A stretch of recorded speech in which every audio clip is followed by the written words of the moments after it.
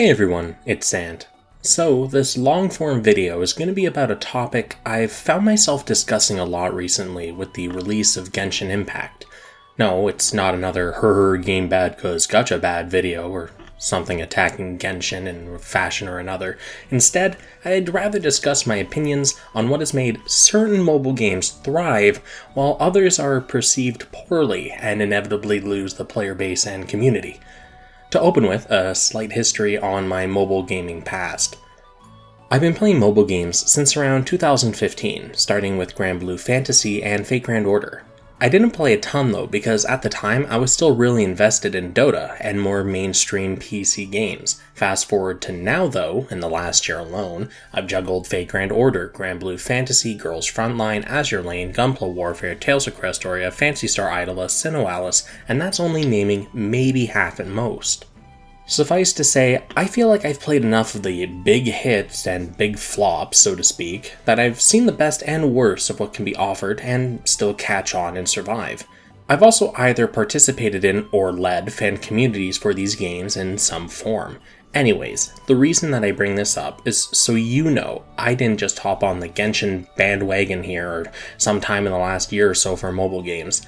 For those that know me, this is obviously no surprise. For those that are new or casually watch my content, now you know. And just to be clear before we actually get into the topic, I don't think loot boxes are a good thing. I hate the landscape of gaming has changed from you pay X and you get Y, to you pay an undefined X to maybe get Y within a certain range of probability. I grew up buying DLC CD boxes for Battlefield 2, and more recently I loved how Monster Hunter World Iceborne was handled. That's old school and I love it. You pay a little bit, you get your DLC, you get your extra content, there you go, no strings attached. It's beautiful. However, it has become an inevitable path as developers realize how willing players are to buy into the loot box system for that dopamine hit, and how little effort it takes to implement in relation to returns. So you're either in, or you're going to miss out on many games going forward. Not all games. Not always great games, but games nonetheless. Now, to actually get to my topic, why I believe mobile games, or rather the now pervasive loot box system, should be focusing on incentivizing rolling instead of incentivizing spending, and why games that prioritize the former tend to survive longer and retain a larger player base than the latter, while also ending up with more players willing to spend. If you understand the topic, and the sentence I just said, then you're fine, and you can dally off to do something else. Otherwise, buckle up. So what exactly do I mean by incentivizing rolling and incentivizing spending? Well, for the former, I mean when a game makes you, the player, want to roll the gacha. Not just for the characters, okay, maybe just for the characters, but because rolling feels good, even if the result isn't ideal. When it makes you actually consider spending a few dollars to finish a multi-roll because it feels worth it. To use a more recent game as an example, Sinnoh. Voice whatever complaints you may have about the game, the Colosseum, the combat, whatever. But gacha will most likely not be one of those complaints. With a very transparent Spark system involved and rather generous gacha currency payouts from multiple different sources, rolling in the first place is very accessible for most players. Not on every banner, obviously, but what game actually allows you to do that? Now, what makes it feel good, even if you don't get that character or nightmare? The junk items you get, like A rank or S rank weapons, are used to increase the skill levels of other, more powerful weapons. These skill levels directly correlate to the potency of the skill, at noticeable percent increases per level. Even if you crapped out on a roll and got absolute minimum, your good weapons will now have a tangible boost at minimum. No matter the result of a roll, you're going to see a boost in some form or another. Another example would be Phantasy Star Online 2. To preface for those who don't know, there are two types of non-free gacha. You have AC Scratch and SG Scratch. The latter, SG Scratch, uses a currency that's relatively farmable, and the cosmetic items obtained from this gacha cannot be traded or sold, but can be freely used in between characters on the same server.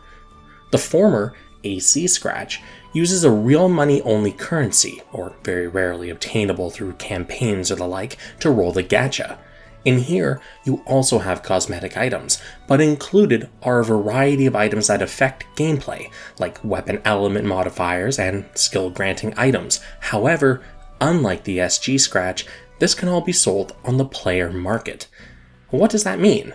Well, if you're a free-to-play kind of person, you just grind for a bit and then use the global currency, Meseta, which you then get from doing pretty much anything, to buy from the player market.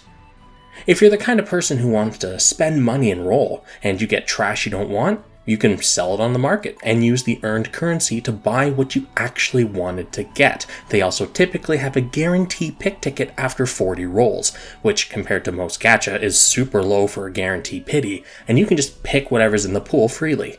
Even in a worst case scenario, you'll still earn global currency to spend on what you want, whether it be cosmetics, weapons, armor, furniture, you name it.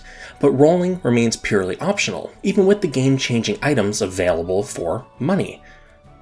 Let's also throw Granblue Fantasy in here. The developers are extremely generous, effectively paying for 2 whole sparks per year per player. A spark works out to 300 rolls, which costs around $900 USD, and the devs compensate players with about that much twice per year between holidays, events, and the anniversary.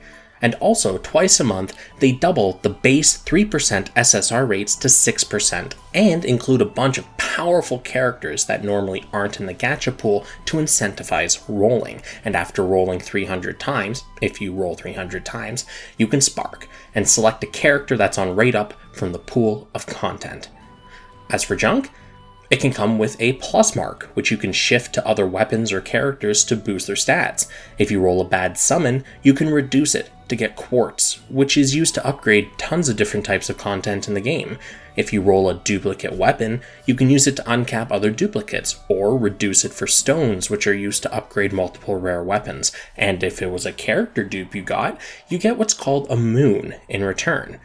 You can trade these moons for items to uncap weapons, summons, unlock new classes, and in the case of gold moons, which you get for rolling a duplicate SSR character, a free ticket to pick any one thing in the gacha whenever you want, and it never expires. This even includes ultra rare and powerful summons that aren't selectable during a spark.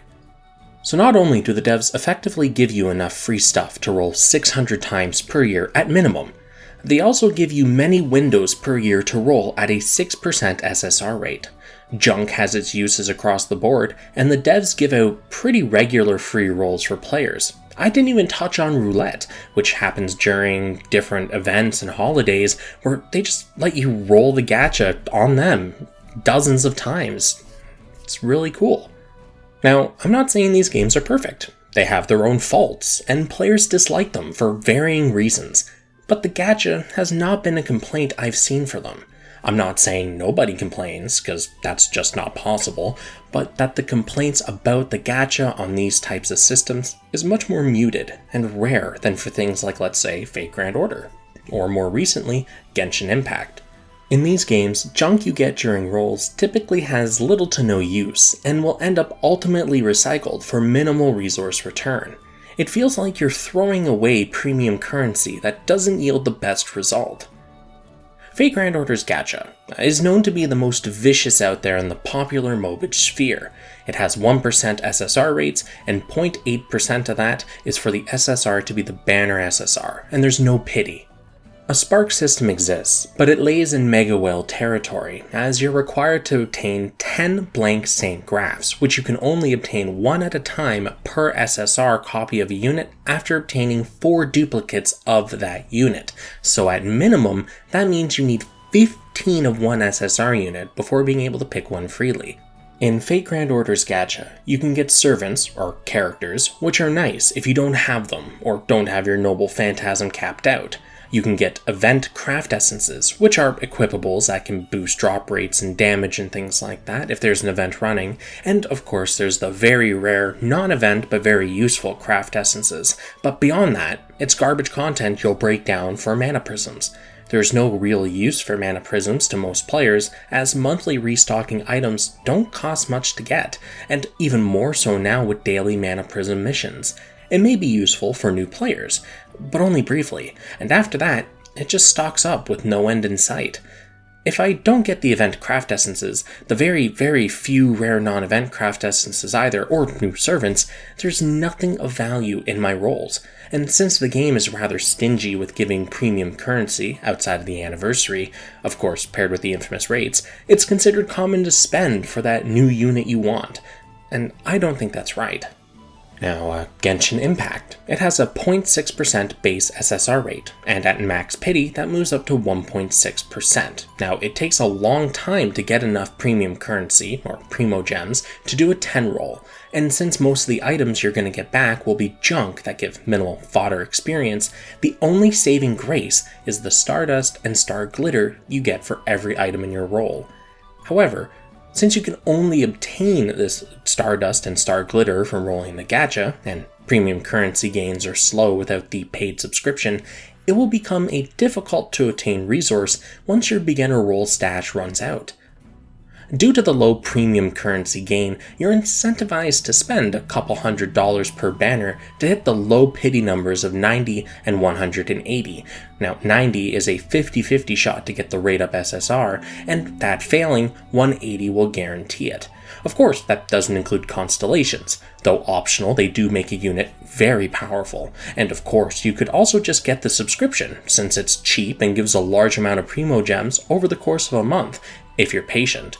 Now, an argument can be made for the pity rolling over between banners, as it means if you fail to get the banner SSR this time, you'll probably get the next banner SSR. However, your rolls still resulted in most, if not all of your premium currency, giving little to nothing back.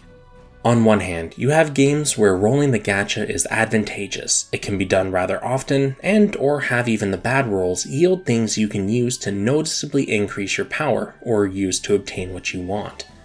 On the other, you have games where rolling gacha is difficult, or unappealing, due to one or many factors, whether it's low premium currency gain, low rates, junk being completely worthless, whatever. My point is, games that incentivize rolling tend to keep a healthy and dedicated player base. Players enjoy what is arguably the most polarizing point of these games, and feel that money spent, if any, will yield something pleasing.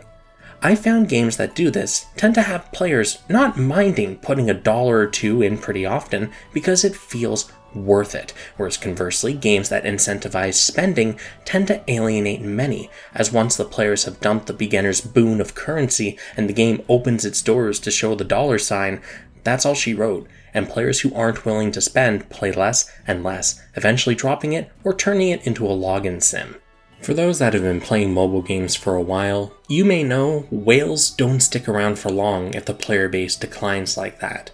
There are obviously exceptions to this. Fate Grand Order has survived many years, even being the rather lackluster game it is, while also being known as the worst rates in Gacha.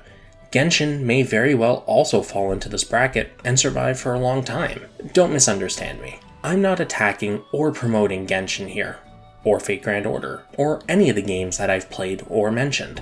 I just wanted to vocalize and lay out my opinions on this topic. Hopefully, it clicked with you. And that's all I really have to say. This isn't a hit piece, it's not a personal attack on a game or a type of player.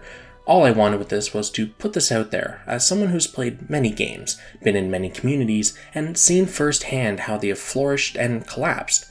Hopefully a developer somewhere hears my shouts into the abyss. So to reiterate, games that incentivize rolling tend to survive longer than those that incentivize spending.